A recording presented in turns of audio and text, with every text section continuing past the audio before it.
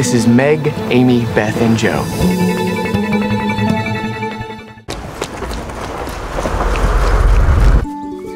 I'm working on a novel. It is a story of my life and my sisters. Make it short and spicy. And if the main character is a girl, make sure she's married by the end. Look at me! I'm homely and I'm awkward and I'm odd. And you'd be ashamed of me. I love you, Joe. And we would quarrel, but you can't help it even now. I can't love anyone else, Joe. I only love you. Dia terus-menerus mengungkapkan kekurangannya, sementara dia terus menunjukkan kasih sayangnya. Joe dan Theo bertemu dalam sebuah pesta dansa malam. Karena bagian roknya terbakar, kakaknya yang bernama Meg memperingatkannya agar tidak bergerak, sehingga orang lain tidak menyadari insiden tersebut. Joe, yang tidak terbiasa dengan aturan pesta dansa, akhirnya hanya bisa berdiri di sudut sambil melamun. Pada saat yang sama, seorang pria yang juga tampak tidak memiliki pasangan melambaikan tangan padanya. Ini membuat Joe merasa canggung, karena dia sebenarnya tidak ingin menari dengan pria asing. Namun, secara tak terduga, pertemuan tersebut membawanya bertemu dengan Theo. Sorry, I didn't know anyone was here. Not at all. Stay if you like. Theo baru saja kembali dari Eropa ke kampung halamannya. Segala sesuatu di sekitarnya terasa asing, membuatnya memilih untuk menyendiri di sudut. Mungkin karena sifat mereka yang mirip, Joe merasa nyaman dan senang saat bersama Theo. Mereka menghindari tatapan orang-orang dan menari dengan riang di koridor halaman. Perasaan ajaib ini membuat mereka sangat bersemangat. Meskipun gerakan tari mereka buruk, tidak ada yang akan memperhatikan. Sayangnya, sebelum mereka puas menari, Meg, kakak Joe, tidak sengaja terkilir pergelangan kakinya. Theo dengan murah hati menyewa kereta kuda untuk mengantar Joe dan Meg pulang dan terkejut saat mengetahui bahwa mereka ternyata tetanggaan. Keluarga Joe memiliki 4 saudari. Kakak tertua bernama Meg sangat cantik dan menawan, memiliki sifat yang suka pamer. Joe yang mandiri dan kuat sangat mencintai menulis. Sementara itu, adik ketiga Beth, pendiam dan baik hati yang suka bermain piano. Adik bungsu bernama Amy paling kecil, berbakat dalam menggambar.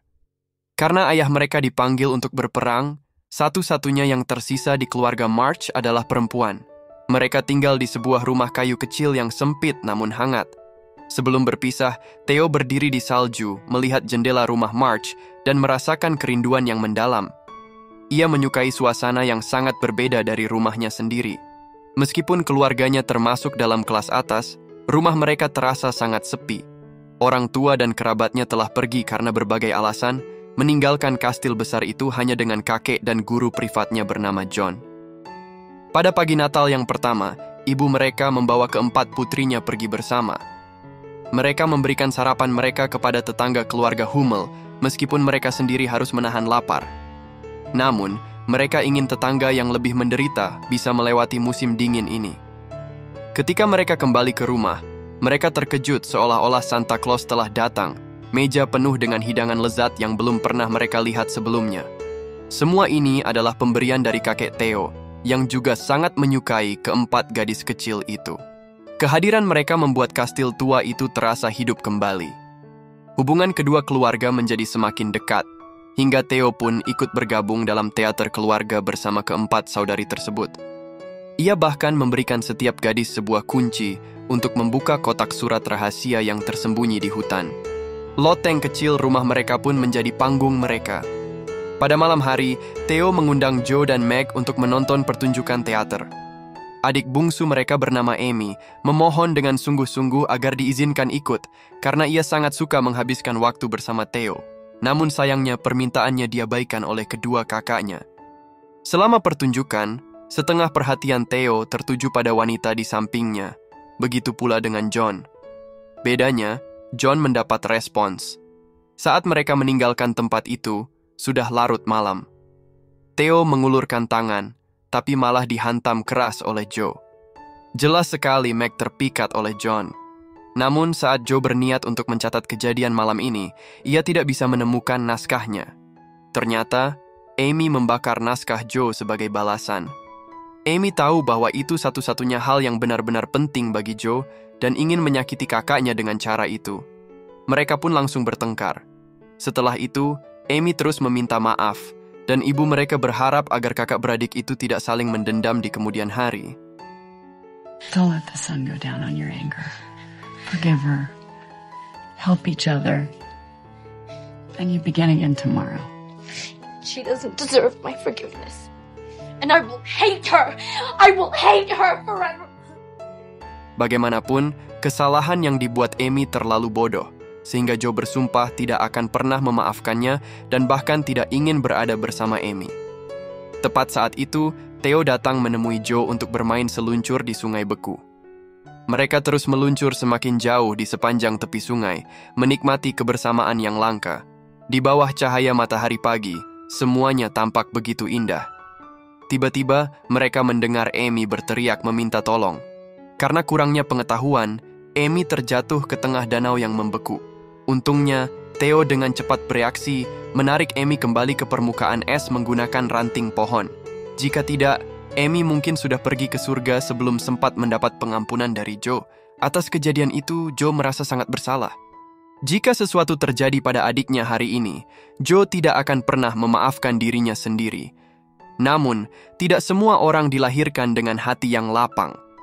Ibu mereka yang melihat kebaikan dan rasa bersalah dalam diri Joe meyakinkannya bahwa semua sudah berlalu. Dan selama keluarga bersama, meski hidup sederhana, kebahagiaan tetap bisa diraih. Pendapat ini bertolak belakang dengan pandangan bibi kaya mereka.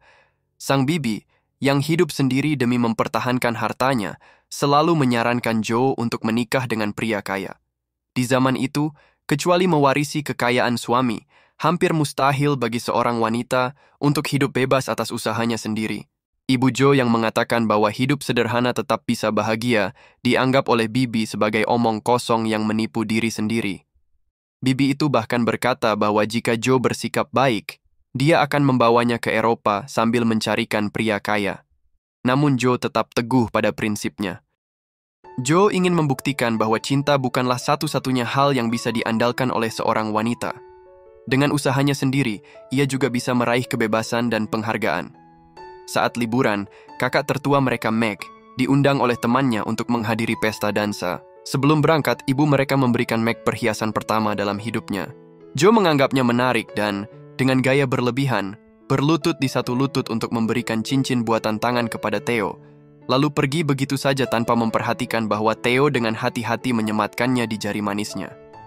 Sang kakek tidak hanya menanggung biaya perjalanan Meg, tetapi juga mengizinkan Beth, adik ketiga, datang ke rumahnya untuk memainkan piano. Melodi indah yang dimainkan Beth membuat sang kakek merasa seolah-olah putrinya yang sudah tiada masih ada di sana. Kebetulan, Theo dan Meg menghadiri pesta dansa yang sama. Why are they calling you Daisy? It's their pet name for me. Meg mengenakan gaun merah muda pinjaman, bahkan menggunakan nama samaran yang dibuat secara mendadak demi tampak lebih glamour. Meski biasanya tidak pernah minum, kali ini Meg berpura-pura anggun sambil menyesap sedikit minuman, sepenuhnya meninggalkan sisi aslinya. Theo dengan jujur mengungkapkan bahwa Meg terlihat terlalu berlebihan dan berpura-pura, dan jika Joe sampai tahu, itu pasti akan menjadi bencana. I know it's silly, but please don't tell Joe. Let me have my fun tonight. I'll be desperately good for the rest of my life. Theo memenuhi permintaan Meg, dan setelah itu Meg benar-benar kembali ke dirinya yang asli. Mereka bermain lempar topi di pantai bersama, sementara Joe dan Theo selalu bersama, dan Meg serta John mulai saling menaruh perasaan. Di tengah gelak tawa, tak ada yang memperhatikan Amy yang diam-diam melukis Theo. Karena ayah mereka terluka di garis depan, ibu mereka harus pergi ke rumah sakit untuk merawatnya. Demi mengumpulkan biaya perjalanan, Joe rela menjual rambut panjangnya, membuat semua orang terpana. Theo hanya bisa tersenyum sambil membelakangi Joe karena tak tahan melihat pengorbanannya. Joe memang selalu membawa kebahagiaan bagi orang-orang di sekitarnya. Selama ibu mereka tidak ada, para saudari sibuk dengan kegiatan masing-masing. Hanya Beth, adik ketiga yang paling lembut, yang selalu mengingat pesan-pesan dari ibu mereka. Beth memberikan sepatu kapas rajutan tangan kepada kakek Theo dan kemudian membawa makanan untuk mengunjungi keluarga Hummel. Ketika kembali, ia mendapati sebuah piano baru di rumah, hadiah dari kakek Theo untuknya. Kakek itu benar-benar menganggap Beth seperti putrinya sendiri. Namun, Tubuh Beth yang lemah membuatnya rentan, dan sering mengunjungi keluarga Hummel membuatnya terinfeksi demam berdarah skarlatina. Pada masa itu, penyakit ini bisa mengancam nyawa.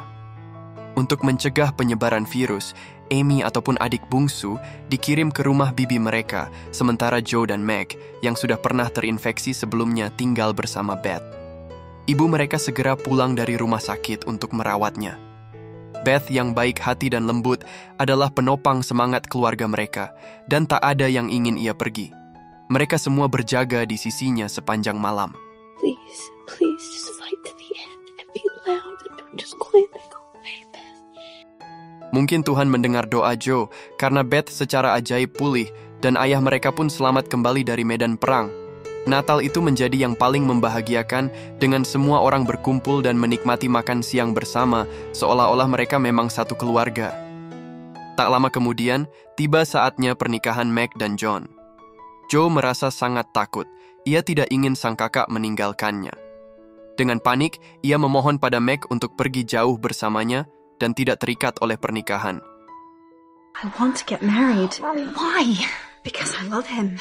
I want a home and a family, and I'm willing to work and struggle, but I want to do it with John. I just hate that you're leaving me. Don't leave. Ironisnya, kakak Meg yang paling mencintai kepura-puraan dan ingin masuk ke dalam kelas atas, akhirnya menikah dengan John yang miskin, yang memilih cinta sejatinya. Bibi mereka sangat pesimistis terhadap pernikahan mereka. Bibi mengklaim bahwa pasangan miskin akan mengalami kesedihan dalam segala hal. Hanya mereka berdua yang akan mengetahui kesulitan di masa depan. Sementara itu, Theo jelas sudah mulai gelisah.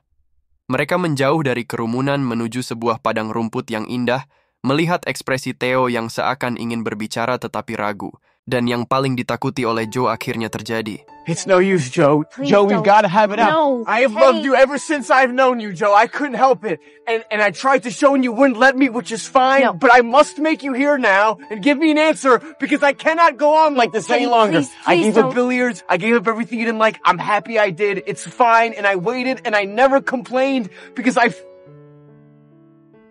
figured you'd love me, Joe. Untuk memenangkan hati Joe, Theo menghilangkan semua kebiasaan buruknya hanya untuk menjadi lebih baik. Dia ingin menggunakan cara ini agar gadis itu jatuh cinta padanya. Namun, bagi Joe, dia sangat mencintai kebebasannya sepanjang hidupnya. Meskipun semua orang berharap mereka bersama dan percaya bahwa kebahagiaan hanya bisa didapatkan jika mereka bersatu, Joe tetap tidak bisa melakukannya. Theo terus mengungkapkan cintanya, sementara Joe terus menerangkan kekurangan dirinya. Dia percaya bahwa pernikahan hanya akan melukai mereka berdua. I think you're wrong about that, Joe. No. I think you will marry Joe. I think you'll find someone and love them and you will live and die for them because that's your way, and you will. No, watch. Theo dengan penuh kekecewaan berbalik dan pergi. Dia selalu ada untuk Joe, tetapi selalu ditolak. Joe tidak tahu apakah yang dilakukannya itu benar atau tidak, dan dia juga tidak memahami akhir dari cinta dan ketidakcintaannya. Joe mengejar kata hatinya, pergi sendirian ke ibu kota untuk mencari nafkah dari perdagangan rumah, yang menjadi tujuan utama dalam hidupnya. Meskipun selalu sendirian, meskipun demi mendapatkan uang dari tulisannya, Joe selalu menulis cerita-cerita yang bertentangan dengan kata hatinya. Setidaknya dia membuktikan bahwa cinta bukanlah segalanya bagi wanita. Wanita juga bisa hidup bebas dengan mengandalkan diri mereka sendiri. Seperti yang dikatakan Bibi, setelah menikah kakak perempuan mengalami kesulitan karena kemiskinan. Karena impulsif, dia membeli sekelompok barang mahal, namun kedua anaknya mungkin akan kelaparan. Suaminya John kehilangan mantel musim dinginnya. Adik ketiga Beth yang selalu lemah dan sakit-sakitan tinggal di rumah kakek. Meskipun tidak khawatir tentang makanan, tapi dia mengalami kesepian. Adik keempat Amy pergi ke Eropa bersama Bibi, dan kebetulan dia bertemu dengan Theo yang juga sedang berlibur di Eropa. Dia tampak sudah keluar dari bayang-bayang Joe, tetapi pada malam hari, dia kembali mabuk di pesta dan menyia-nyiakan waktu. Cincin yang diberikan Joe, Theo tetap tidak melepasnya, dan ini membuat Amy sangat merasa sakit hati. Mereka saling mendukung dan menghabiskan waktu bersama untuk waktu yang lama, sementara Joe masih belum bisa mengubah kebiasaannya yang buruk, yaitu membakar rok di dekat perapian. Untungnya Fred menyadarinya tepat waktu. Karena dia juga memiliki kebiasaan yang sama selama bertahun-tahun, Fred juga terus mengejar Joe. Joe tahu bahwa dia memiliki perasaan terhadap Fred, tetapi dia memilih untuk tidak mengindahkannya. Lagi pula, di masa lalu, Joe bahkan bisa mendorong Theo pergi, dan dia tetap bersikeras untuk mengejar mimpinya. Sampai suatu hari, sebuah surat dari rumah tiba. Adik ketiga Beth kembali mengalami masalah kesehatan. Joe segera pulang untuk merawatnya bersama kakak perempuan Meg. Meskipun hidup dalam kemiskinan, jelas bahwa Meg telah menikah dengan cinta sejatinya. Adegan ini bahkan membuat Joe merasa sedikit bingung. Sayangnya, Beth kali ini masih tidak dapat bertahan. Daun maple yang jatuh perlahan-lahan seperti rasa rindu terhadap ibunya mengingatkan Joe bahwa Theo akan segera pulang dari Eropa. Do you love it? Perhaps I was too quick in turning him down. If he asked me again, I think I would say yes. Do you think he'll ask me again? Saat itu, Joe benar-benar merasakan penyesalan. Dia merindukan cinta tulus dari Theo. Women, they have minds, and they have souls, as well as just hearts. And they've got ambition, and they've got talent, as well as just beauty. And I'm so sick.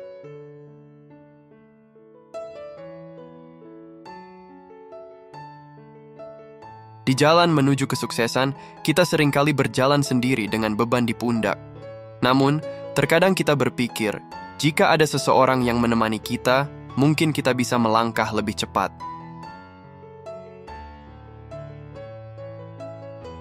Joe mengirimkan surat pengakuan cintanya ke kotak surat masa kecilnya. Ketika dia membuka matanya lagi, wajah yang menawannya benar-benar muncul kembali. Tetapi Theo membawa berita yang mengakhiri segalanya. Dia telah bertunangan dengan Beth. Joe ingin mengatakan sesuatu, tetapi dia menyadari bahwa ekspresinya mungkin terlihat lebih buruk daripada menangis. Ironisnya, Theo justru semakin setuju dengan pendapat Joe di masa lalu, percaya bahwa jika mereka bersama, mereka akan menghancurkan satu sama lain. Joe tidak bisa menjawab dan hanya bisa memaksakan diri untuk tetap tegar. Setidaknya, mereka masih bisa menjadi teman. Nama keluarga dalam surat pengakuan itu terasa sangat konyol, dan Joe dengan tangan sendiri merobeknya, karena tidak ada kemungkinan lagi antara dia dan Theo. Di malam hari, Joe berputar-putar di tempat tidur dan tidak bisa tidur, jadi dia mulai menulis kisahnya bersama saudara perempuannya. Dia semakin banyak menulis dan semakin dalam, seolah-olah inspirasi tak terhitung mengalir keluar. Selama waktu itu, Fred sengaja datang mengunjunginya. Ajaibnya, meskipun hanya mencatat hal-hal sepele dalam kehidupan keluarga, tulisan itu ternyata disukai oleh banyak orang, dan editor memutuskan untuk menerbitkannya sebagai sebuah buku. Namun ada satu syarat, yaitu akhir cerita dalam buku tersebut harus diubah. Karena dalam cerita, pada akhirnya Fred datang untuk Joe, tetapi Joe tidak mencoba untuk menahan Fred, dan tokoh utama wanita tidak menikah seumur hidup, yang tidak sesuai dengan pandangan zaman. Untuk mendapatkan lebih banyak pendapatan, Joe akhirnya mengubah akhir cerita, di mana tokoh utama wanita menghentikan Fred di malam hujan, dan mereka berbagi ciuman yang menandai ikatan cinta mereka. Dengan demikian, novel tersebut bisa diterbitkan. Dengan uang itu, para saudari mengubah rumah yang ditinggalkan bibi mereka menjadi sebuah sekolah, sehingga semua orang bisa hidup bahagia bersama. Akhir cerita sangat sempurna, tetapi apakah mereka benar-benar menikah? Ini adalah film yang diadaptasi dari novel berjudul sama. Little Women diterbitkan pada tahun 1868 dan telah mengalami banyak adaptasi dan remake. Sebenarnya, dalam pemikiran penulis aslinya, Alcott, Joe tidak pernah berniat untuk menikah, dan penulis itu sendiri juga seumur hidup tidak menikah. Dia hanya mengubah akhir cerita karena tekanan zaman. Sutradara pun memahami perasaan tertekan dan pemikiran penulis aslinya, sehingga memberikan akhir yang ambigu. Dalam film tersebut, Joe hanya menjalin hubungan samar dengan seorang pria yang muncul beberapa kali demi mendapatkan lebih banyak royalti. Meskipun zaman telah banyak berubah, cerita Little Women tetap relevan. Kebebasan dan cinta adalah tema abadi bagi manusia. Cinta bukanlah segalanya bagi seorang wanita. Jo pun menghabiskan hidupnya untuk membuktikan hal ini. Wanita dapat hidup mandiri dan mencapai kehidupan yang merdeka, tetapi harga yang dibayarkan sangatlah berat. Cinta Jo dan Theo membuat banyak orang terharu. Untuk melawan pandangan umum bahwa cinta adalah segalanya bagi wanita, Jo menjadikan cintanya sebagai senjata. Hasilnya, dia menang, tetapi senjatanya juga hancur total. Cinta bukanlah senjata. Ia bukan musuh kebebasan, bahkan ia juga bagian dari pencarian kebebasan itu sendiri. Mencari cinta juga merupakan bentuk kebebasan. Jo yang masih muda tidak memahami hal ini dan terlalu terikat pada masa lalu. Dia memasukkan surat pengakuan cintanya ke dalam kotak surat, tanpa menyadari bahwa hanya dirinya yang masih terjebak di masa remaja, sementara yang lainnya telah melangkah maju ke masa depan. Meg, yang dulu sangat mementingkan penampilan, telah menikah dengan John yang biasa saja. Beth yang dulu baik hati telah pergi ke kehidupan selanjutnya. Amy yang dulu mengikuti nasihat Bibi untuk menikah dengan pria kaya memilih Theo. Bahkan Theo, yang dulu hanya mencintai Jo, juga berani menemukan cinta yang baru. Maka, kita patut bersyukur karena kita hidup di era yang bebas, tanpa banyak belenggu. Kebebasan dan cinta tidak saling bertentangan. Kita semua seharusnya melangkah maju.